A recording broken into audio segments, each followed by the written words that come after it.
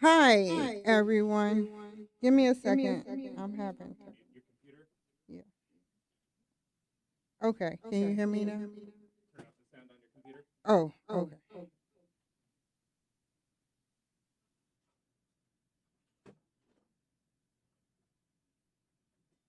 And now we have, yeah. So right now, I wanted to talk about a specific subject that really is near and dear to my heart. We've been talking about a lot of different tricks that people will use to hack into your computer systems, but now we're talking about web browsers. We're talking about web browsers. And that's different. What is your input on web browsers? What do you think as a whole, web browsing is about in your own words? Yeah. So, I mean, that's what I wanted to know, from you right now, Nathan. Okay, thanks for bearing with us, everybody. A little bit of technical stuff going on because, as you know, we just had a big weather event here in the Pacific Northwest. We Yes, we like 50 did. mile per hour gusts Yes. and everything, so we're still getting ourselves set up and situated here, going with some backup since our studio doesn't really have hardwired internet right now, so we're going with a whole bunch of things connecting into the boards and all that. And now I think we're all officially up and running, though I might be looking the wrong way on your little StreamYard screen thing here. Maybe I can fix that if I. There we go. Now it looks like I'm looking at you on the recording here. Cool. But yeah, go ahead and tell me your question again, and we can officially get started with today's show. Great. So tell me about web browsing to you. Do you know that there are some ways that a hacker can get into your web browser? Oh, yes. I sure they can because these days a lot of stuff is online and web apps like that. We put our information up onto there and go into their servers. So, if I'm going online and using the online version of like Facebook, they can get into it through that way. Or if I'm using maybe a desktop application or maybe editing software that's available online, anything you sign up for can get access to through the web browsers.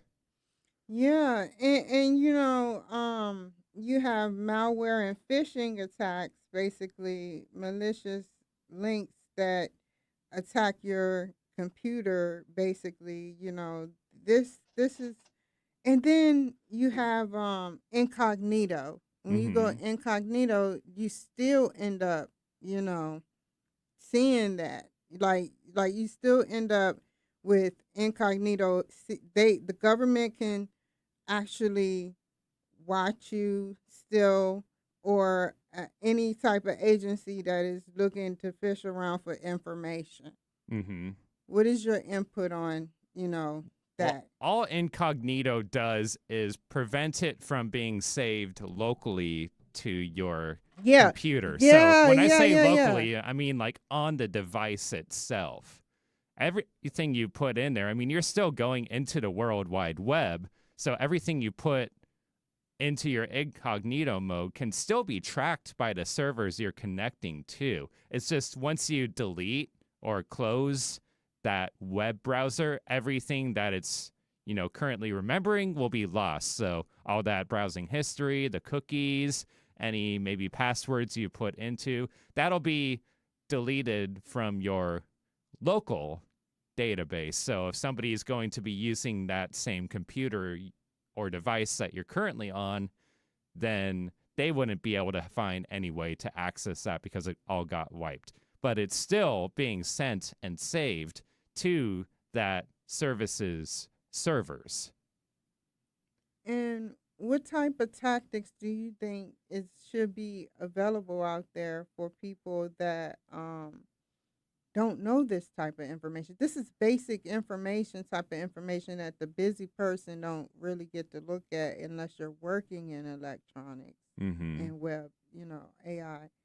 So, what do you think, should happen, with web browsing we can do to protect ourselves? Because I know you know more about this subject. There's many online trainings that can be done as far as with my work goes, and a lot of corporations are doing this.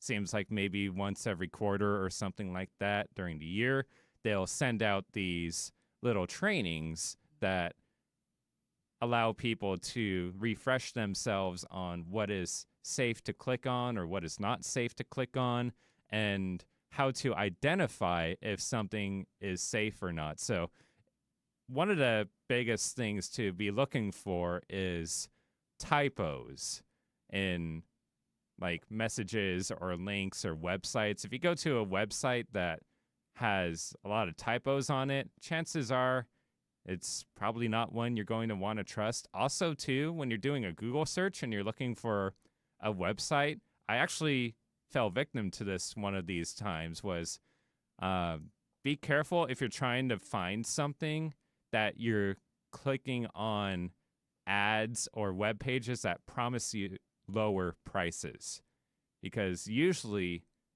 that is something, especially if it's a company you've never heard of or Lower talked about. prices. Oh yeah, Yeah, yeah, yeah, yeah. like if you're Keep going to going. book airline tickets, there's so many fake websites online trying to steal your information and hack you just because you're trying to find a lower airfare. And as we all know, airfare can be pretty expensive depending on where you're trying to go. So that's one of the easiest ways that they use to lure you in to submit information that is hackable. Yeah, I got this information off of Priceline. Um, I sat up there and traveled to Dallas, Texas because I was graduating. And so I got two aircrafts, one going to Texas and one coming back. And the flight was terrible because I was stuck in the middle the whole Oh. time. They didn't ask me to choose. They didn't tell me whether to choose the flight, the like where to sit, and the prices were so very low though. But I see why they're low. Mhm. I see, Yeah. And and yeah. So I mean, I get what you're saying, as far as protecting yourself, but what also can we do, you know, more like for children, for instance. How mhm. can we protect our children? Yeah, so actually something like this goes even deeper than your device. You'd have to be pretty techie to understand it, but if you have a wireless modem or an internet modem or router that you know how to get into and change some settings, instead of changing like per device what websites are able to be accessed, some companies, even in their modems, have built in parental controls. So no matter what device your kid is using to get into the internet, they can always be blocked, and there's no way around that. And because some kids could even just pick up a different device and go in where the parental controls are off, but having that on for the modem ensures that your kid, no matter what device they're on, cannot be accessing dangerous websites or uh, websites that are inappropriate to them. Yeah, we don't need that because it's just so much garbage out here that's floating around that children don't shouldn't see. Mm-hmm. And the Now, it's not going to block everything, but if there have been places specifically that your kid can go, you can put those onto the blacklist so yes. they can't get back to that place again. I used to work for AT&T, and there was this place in there called Snooper, Mm-hmm. and it was just like data that got resetted from like the SIM card to the Snooper or something like that. I don't want to give away secrets, so yeah. But to get to the point, you had this agency willing to give this information so that I can tell it in this story, you know. So let's continue. So, um, what are what are cookies? I always wanted to know because I'm gonna be honest with you, Nathan. I sat up there and I had went to college. I went to college based on, you know, my expertise and I got my master's, but when I was getting my associates while I had my bachelor's, I sat up there and seen cookies and tracking before, but we didn't have to look it up per se. We Mm-hmm. didn't have to look it up. So what I want to know is deeply how serious should we be about cookies and tracking? Well, it depends Yeah. on the website and service you're using. Something like cookies, I mean, that's like a memory from that website. So when you go back to it, it remembers certain details about you. Now, those I thought it was things. just a cookie, man. I get hungry. Yeah, you always see those little memes on the internet about the cookie monster going through his web browser and he said, "What? Delete all cookies? No, I don't want to do that." But no, it's like a piece of memory. Remember we were talking about metadata? It's almost like metadata, but for websites and what they remember about you. And so they can load web pages faster or get the information you need faster. So, like if you're searching for something on the website, it might look at your cookies and then see, oh, this is what you are probably interested in. And then for like ads displaying, it'll use those cookies to display certain advertisements on the web page so that they're tailored to you rather than maybe a potential audience. Wow, that is amazing. That is crazy. Oh my god. But So, also, I wanted to know a little bit about the extensions and plugins. That's most important to me because I'm supposed to be getting a plugin off a motion array, mm-hmm. and they said that plugins, like if you can have security flaws that hackers exploit. Have you heard it? Yes. How can they do that? How when it's your plugin once you or does there be a connection between both the plugin and the computer once you pull a plugin to your computer? And we need to talk after the show. I have something I need to tell Okay. you. Well, what you're saying about plugins, those are all for the most part third party. So if you're installing like an ad blocker plugin or maybe a download assistance plugin or maybe Motion something that, array. yeah. I'm not sure what motion array is. I'm not familiar with or nor do I believe I use that plugin, but I do know that a lot of the plugins are made by other companies which are smaller than maybe like Microsoft or Apple or whoever manufactures your laptop. So they're able to push out security updates faster. But these, now you have to wait on these smaller company plugins to push out their updates too. So it could be exploited by hackers since it takes longer for those security updates to happen. Wow. Wow, wow, wow. The internet is So it's a if the security yeah. don't push through, then the plugin could be success like something could happen where the plugin gets polluted or corrupted or the software gets corroded or however you want to say it. Mhm. And Well, there's security holes. there's loopholes, Yeah. right? Yeah. You know, those loopholes, like within the system, allow somebody to come back onto your computer and basically, if they want, if you click the wrong thing, like we were talking about earlier, they would sit up there and monitor us. Mm-hmm.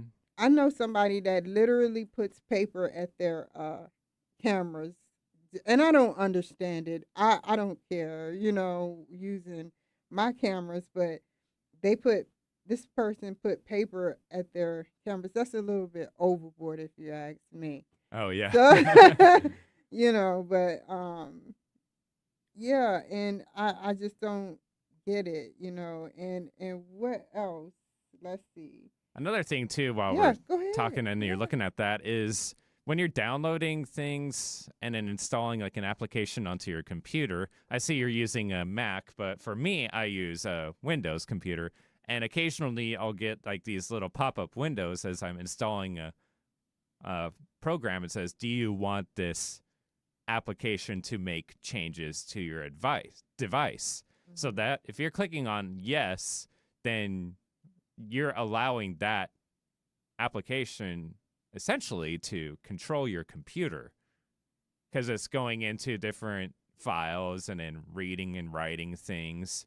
And a hacker, if they're good enough, can take that, maybe a fake software or something like that, and then make it seem like it's just a normal, use thing or normal program, but they're actually using that as a way to tap into your computer.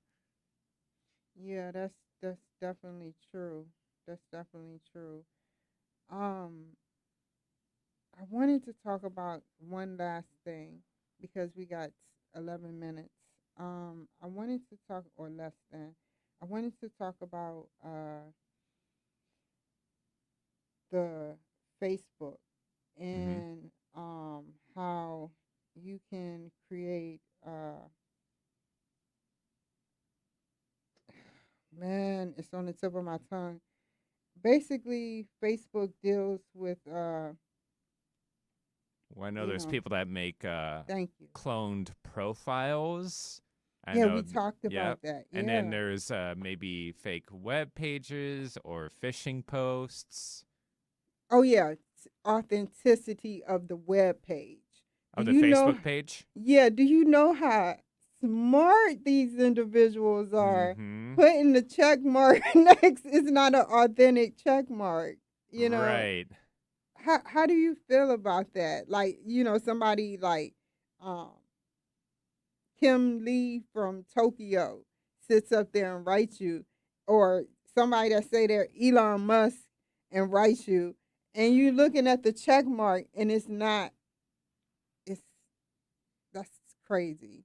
That's crazy to Yeah, I me. don't know how that works, but all I'm thinking is like they're creating a name and they somehow found a way to, like, emojis, make that identical check mark into some sort of emoji and put it on their name so it looks like they're legitimate, but they're not. One way to know if they're legitimate or not, too, is to go into the profile and just look around, see how many followers they have or how many people they're following, how many posts have they made, and are there people commenting on the posts saying this is a hacked or a fake profile mimicking that person? I mean, really do your research and look around to make sure it is true. And plus, a lot of these companies too, they will not reach out to you. They're going to wait for you to go to their page. So if you get like this suggestion from the page asking you to follow it or like it, it's possible that one would be fake. Because I don't think someone like Elon Musk wants to reach out to me individually. Yeah, yeah, that's true. Yeah, I mean, you never know. You never know. Hmm. And if they ask you to do some things too, or say something that maybe entails a reward, they're probably trying to lure you in as well. That's true. So if it sounds too good to be true, yeah, it's probably fake. Yeah, I looked at first I was almost like so happy about that. You know, somebody written me and I was like, who is this writing me? And then I started looking, I looked for cuz Elon Musk is nowhere on Facebook. All of them are fake pages. Mm-hmm. Him and Mark Zuckerberg don't get together alone. But you know, these pages like he sat up there and somebody wrote me that was claiming to be Elon Musk, and it was like the page was fake. I had just found out. I went to, you know, other pages to see what the check mark usually look like because it's hard getting those check marks. Mm-hmm. It is. I mean, a true check mark will, let you know that they're, the real thing and they've been verified and they've had to, submit all their credentials and go through a process or form to be able to receive that check mark. But hackers are figuring out ways to put a fake check mark up there that looks almost like the real thing or can deceive you into it's the real thing when it's not. Yeah, you for this Thanksgiving holiday, parents, y'all need to make sure that y'all put some type of stop like the put some type of child proof stuff on to your child's um, phone and make sure that you interact with them to see who's trying to write them. There's pedophiles out there. Um, just make sure you have all your, you know, your nuts in a row, like seriously. And I hope that y'all enjoy the holidays. And one last question, because how many minutes we? Oh, well, I'll just comment on something. We've Yeah, got yeah, like yeah. 4 minutes. Okay. Instagram just a couple months ago actually introduced teen accounts. What? So, yeah, while you're talking Oh, about, like going on social media, I yeah. just remembered that. And it allows them to have, let's see here. I'm just pulling up their about page. It's, Instagram teen accounts, built-in protections for teens, and peace of mind for parents. And it can limit who can contact teens and the content that the teens see, or maybe that person going to that teen's profile. And also under Absolutely 16, no cussing. yeah, teens under 16 will need a parent's permission to change any of the built-in protections to be less strict within teen accounts. That is amazing, man. Like Twitter, I like that idea. You know, Mm-hmm. there's no way around it on Twitter, but there's ways around it if you possibly he's very accurate about putting out ID cards for you know, you to be authenticized or Mm-hmm. you know. And I just feel like, you know, he works hard to make it fair and make it safe for people to use pages. Like he sat up there and he took somebody off for threatening to kill themselves. It's very safe on Twitter. Mm-hmm. Yeah, but since we probably got like 2 minutes, we're gonna go ahead and wrap this up. And I want y'all to enjoy y'all Thanksgiving, and we'll talk on Christmas the week prior to Christmas. And I will see y'all later. Thank Nathan. Give him a round of applause. He was great. There's a lot going on here for sure, having Yeah. no power for a while, running on backup, and of course using backup internet solutions and file transferring. We're hanging in there though.